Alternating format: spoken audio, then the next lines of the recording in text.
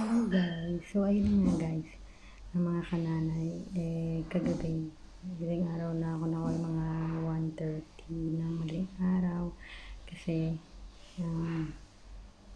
ang traffic pa uwi. Pero, nung sa short na kami doon,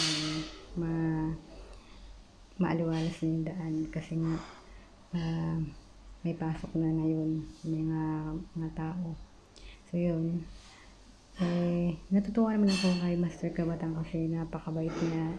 Kahit di ko na siya inabutan, sinabi niya na binili na niya ako sa restaurant na kapag dumating ako, asikasuhin ako, bigyan ako ng pagkain.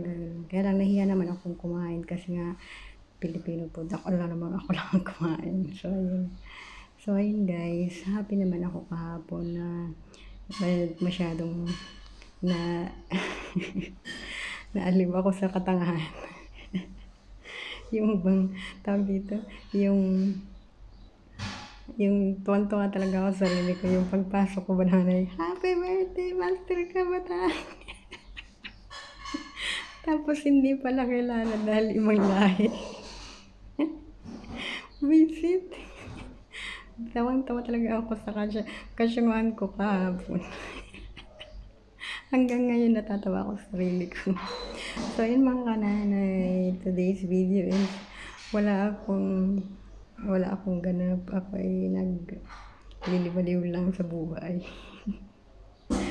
So yun, magandang buhay sa inyong lahat. Ingat at sana ay lagi kayong healthy.